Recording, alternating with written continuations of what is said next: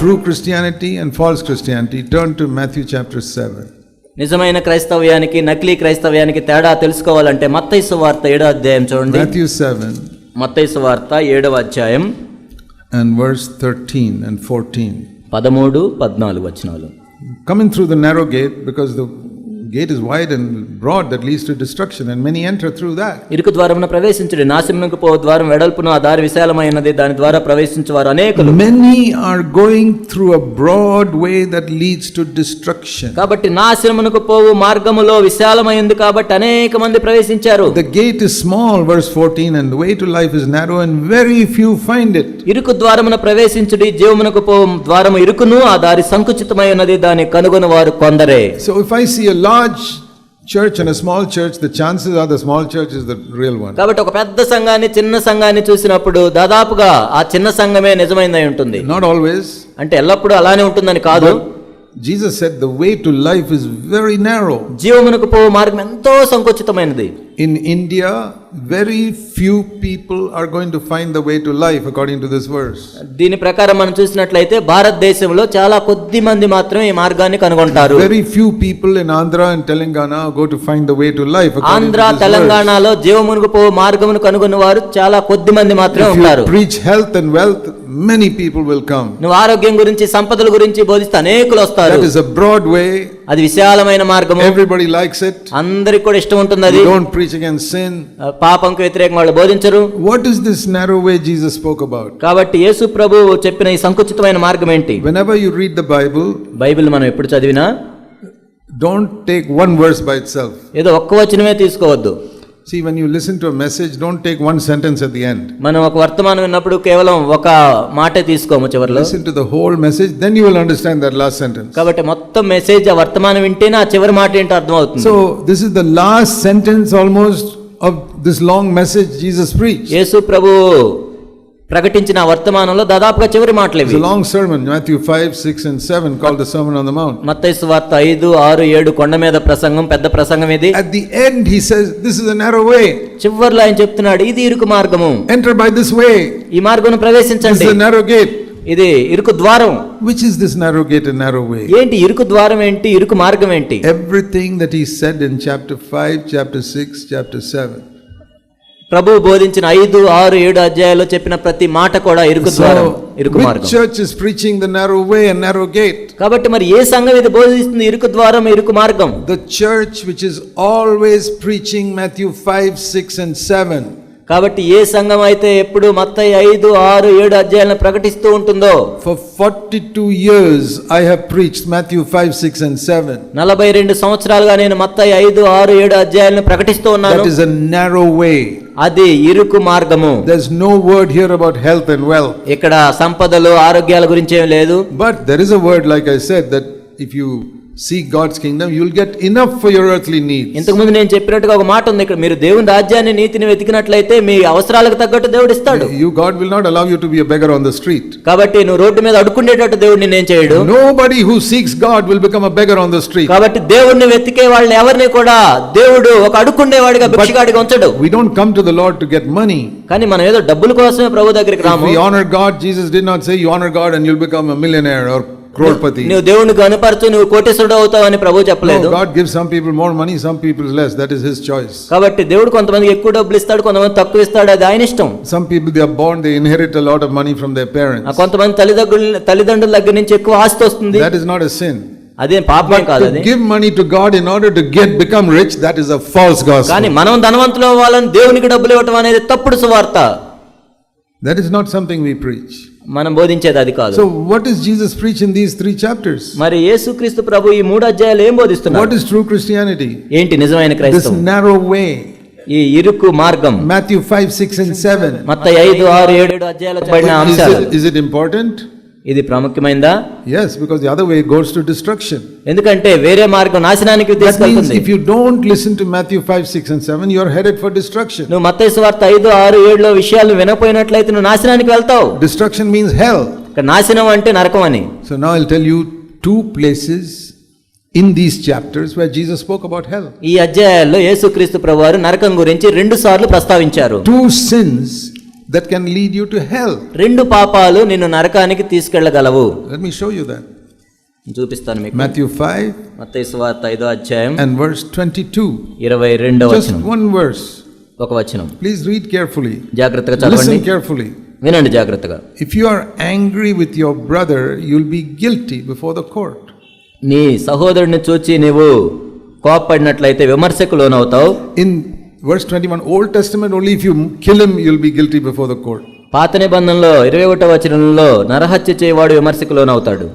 That's what it says. You murder somebody, you go to the court. పాత నిబంధనలో నువ్వెవరైనా హత్య చేసినట్లయితే నువ్వు కోర్టుకు That is తీసుకెళ్ళబడతావు. Old Testament standard, low standard. పాత నిబంధన ప్రమాణం ఎంతో తక్కువ ప్రమాణం. Now Jesus says, my standard is this.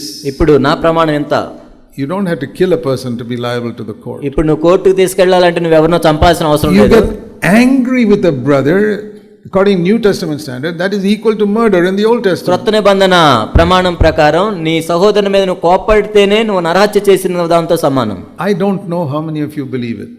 నిజంగా మీలో ఎంతమంది దీన్ని I నమ్ముతున్నారో have తెలియదు. preached it for 42 years. 42 సంవత్సరాలుగా దీన్ని నేను బోధిస్తున్నాను, But I ప్రకటిస్తున్నాను. still find people in CFC who don't believe it. కానీ ఇంకా సిఎఫ్సి లో దీన్ని నమ్మని వాళ్ళని నేను చూస్తున్నాను. I say, forget about me. They don't believe what Jesus said. అసలు నేను చెప్పే తర్వాత విషయం నమ్ముతారో లేదో, యేసు ప్రభు చెప్పింది నమ్మట్లేదు. You must be honest. నీవు నిజాయితీగా ఉండాలి. If you are honest and you don't believe it, నువ్వు ఒకవేళ నిజాయితీగా ఉండి నమ్మట్లేదంటే you take a pen and scratch out that verse from the Bible and say, I don't believe this. ఒక pen తీసుకొని బైబిల్లో దాన్ని కొట్టేసి దీన్ని నేను నమ్మట్లేదని చేయండి. Jesus said, heaven and earth will pass away, my words will not pass away. భూమిని ఆకాశమును గతించును గాని నేను చెప్పిన మాటలు ఒక్కటి కూడా నిరర్ధకం కాదని ప్రభు చెప్పారు. Listen again. మరలా వినండి. If you were in the Old Testament, నీవు ఒకవేళ పాత నిబంధనలో ఉంటే, Israelite, ఇశ్రాయేలుడు అయి ఉంటే, you kill somebody, నువ్వు ఎవరినైనా నరహత్య చేస్తే, you cannot imagine that you will not go to court. కాబట్టి నువ్వు ఇంకా నేను కోర్టుకి వెళ్ళను అని అనుకోవడానికి లేదు. You will definitely go to court. తప్పకుండా కోర్టుకి తీసుకెళ్ళబడతావు. Now in the New Testament, ఇప్పుడు క్రొత్త నిబంధనలో Jesus says, యేసు ప్రభు చెప్పారు, you don't have to kill. నువ్వు ఎవరిని You చంపాల్సిన అవసరం get లేదు. angry, you can go to court. నువ్వు కోప్పడితేనే కోర్టుకు Which తీసుకెళ్ళబడతావు. court? No court in the earth will pull up a person if he got angry with somebody. Court అంటే ఈ భూమి మీద ఉన్న కోర్టులు కాదు. కోప్పడ్డందుకు కోర్టుకు తీసుకెళ్లే కోర్టులు ఇక్కడేం లేవు. Because there'll be no place in the court for all the millions of people who are going there every ఇంకా day. అలా అయితే కోర్టులకి జైలుకి స్థలాలు ఉండవు ఈ భూమి మీద. All the husbands and wives will have to stand there. ఆవిడ భార్యాభర్తలు అందరూ అక్కడే ఉండాల్సి వచ్చింది. Which court is that then? మరి ఈ కోర్టు అంటే ఏ కోర్టు ఇది? It is the court of heaven. ఇది పరలోకపు కోర్టు ఇది. That is the only court that is important. కాబట్టి అసలు ఆ న్యాయస్థానం ఆ కోర్టే ప్రాముఖ్యమైనది మనకు. And many crimes that are not judged on earthly courts will be judged in ఈ that. భూమి మీద ఉన్న కోర్టుల్లో చాలా నేరాలు విమర్శించబడవు, కానీ పరలోక కోర్టులు విమర్శించబడతాయి. If you are angry in your heart, నీ హృదయంలో కోపడినట్లయితే that is enough to make you guilty. అది నీవు విమర్శకులు. And then if that anger comes out of your heart through your mouth and you say you're good for nothing, ఒకవేళ నువ్వు వ్యర్థుడా, ఆ కోపం హృదయంలో ఉన్న కోపం నోటి ద్వారా వచ్చి వ్యర్థుడా అని పిలిస్తే, then you are guilty before the Supreme Court. అప్పుడు నువ్వు అత్యున్నత న్యాయస్థానం దగ్గరికి తీసుకెళ్ళబెడతావు. That is serious, because now you said something to him. కాబట్టి ఇది ఇంకెంతో కష్టం ఇది, ఎందుకంటే నువ్వు చెప్పావు కాబట్టి. That is also not enough. అది కూడా Then సరిపోదు. you say something worse to him. ఇంకా చెడ్డ మాటలు You చెప్పినట్లయితే, say, you fool. నువ్వు వ్యర్థుడా, Then you will be guilty to go to hell. తెలుగులో ద్రోహి అని ఉంది. ద్రోహి అని చెప్పువాడు నరకాగ్నికి లోనగును. Do you really believe that? నిజంగా దీన్ని నమ్ముతున్నారా? Do you believe that Jesus said, if you let your anger come out of your mouth like that towards somebody, you will go to hell? నీ హృదయంలో ఉన్న కోపం నోటి ద్వారా ఆ విధంగా వచ్చినట్లయితే నువ్వు నరకానికి వెళ్తావని యేసుక్రీస్తు ప్రభు చెప్పడం మీరు నమ్ముతున్నారా? We don't normally try to save people from sin by saying, if you sin, you'll go to hell. మనం ఈ విధంగా చెప్తూ ఉంటాం, నీవు పాపం చేస్తే నరకానికి వెళ్తావని. No, that's not the way I preach. కానీ నేను అలా చెప్పను. The way we preach is, if you love Jesus, keep his commandments. నీవు యేసుక్రీస్తు ప్రభువుని ప్రేమిస్తున్నట్లయితే ఆయన ఆజ్ఞలను నీవు Jesus died for it. చూపించాలి. Sin is serious. Jesus died for it. పాపం ఎంతో తీవ్రమైంది, యేసుక్రీస్తు ప్రభువు దాని గురించి మరణించారు. Therefore, don't sin. కాబట్టి పాపం చేయొద్దు. I don't preach, don't sin because you'll go to hell. నువ్వు పాపం చేయొద్దు లేకపోతే నరకానికి వెళ్తావని నేను చెప్పను. But that is necessary, that message, for those who don't listen to the first message. కానీ ఎవరైతే మొదటి వర్తమానం వినలేదో వాళ్ళకి ఇది అవసరం. It's like, you tell your child to do something which is good for it. కాబట్టి ఇది చేస్తే మంచిదని మీ పిల్లలకు మీరు చెప్పినప్పుడు, When you tell your child to eat his food, కాబట్టి మీరు ఆహారం తినమని మీ బిడ్డలకు చెప్తారు. you don't say, if you don't eat your food, I'll spank you. ఒకవేళ నువ్వు అన్నం తినకపోతే నేను కొడతానని చెప్పం మనం. That's not how you start. ఆ విధంగా చెప్పం మొట్టమొదట. Say, my child, eat your food, it's good for your health. కాబట్టి నువ్వు ఈ ఆహారం తిను, నీకు మంచిది ఇది అని చెప్తాం. If you don't eat, you'll be strong. You won't be strong. ఒకవేళ నువ్వు అది తినకపోతే నువ్వు బలహీనం అయిపోతావు. You'll get sick. You must eat food regularly. కాబట్టి నువ్వు ఆహారం సరిగా తినాలి, లేకపోతే నీకు జబ్బు వస్తుందని చెప్తాం. That's how we start. ఆ విధంగా చెప్తాం. But if they keep on saying no, no, no, no, no, what do you say? What do you do to your child then? నేను తిన్నాను మొండికేస్తే ఏం చేస్తాం మనం? Then you say, there's a rod there, I have to take that. కాబట్టి ఆ కర్ర ఉంది చూడు, అక్కడ ఉంది, అది తీసుకొని వస్తాను తినాలని చెప్తాం. As soon as you get up, the child will eat. కాబట్టి అక్కడ కర్ర పట్టుకోగానే పిల్లోడు తింటాడు. That is how children are everywhere. కాబట్టి పిల్లలు అనేవాళ్ళు ఎక్కడైనా అలానే ఉంటారు. That is why the Lord says, అందుకే ప్రభు if చెప్పారు, you love me, keep my commandments. మీరు నన్ను ప్రేమించినట్లయితే నా ఆజ్ఞలను గైకొనండి. I'll keep saying that. If you love Jesus, keep his commandments. If you love కాబట్టి నేను Jesus, keep his ఎప్పుడు commandments. చెప్తూ ఉంటాను, మీరు ప్రభువుని ప్రేమిస్తున్నట్లయితే ఆయన ఆజ్ఞలను గైకొనండి. If you love Jesus, don't get angry with people. కాబట్టి మీరు ప్రభువుని ప్రేమిస్తున్నట్లయితే ఎవరి మీద If you కోపపడద్దు. love Jesus, don't say angry words to people. మీరు ప్రభువుని ప్రేమిస్తున్నట్లయితే ఎవరిని కోపంతో అరవద్దు. But like that child that is not eating, not eating, not eating, కానీ ఆ చిన్న బిడ్డ వాళ్ళే ఎప్పుడు తినకుండా మొండికేస్తే then I have to take the stick. అప్పుడు నేను కర్ర తీసుకొని Then వస్తాను. Jesus has to take the stick అప్పుడు ప్రభు కర్ర తీసుకోవాల్సి and వస్తుంది. says, okay, సరే, you keep going like that, you'll go to hell. That's what he's saying. సరే, నువ్వు అలా చేసుకుంటూ పోతే నరకానికి వెళ్తావు. That's not the best way to overcome anger. కాబట్టి కోపాన్ని అధిగమించడానికి అది కాదు That పరిష్కారం. is the last level. If you reach there, that is the only way to frighten you. కాబట్టి అది చివరి స్టేజ్ అన్నమాట. But it is true. కానీ అది నిజం. I believe it's true. అది నిజం అని నేను నమ్ముతున్నాను. So that is the broad way that leads to destruction. కాబట్టి నాశనానికి పో మార్గం ఎంతో విశాలమైంది. What is that? ఏంటది? Anger is not so serious. కోపం అనేది అంత తీవ్రమైంది కాదు. Everybody gets angry once in a while. ఎప్పుడోసారి కోపం అందరికి వస్తుంది. Going to hell? No, no, no, no. దానికే నరకానికి వెళ్తామా? Don't take all that literally.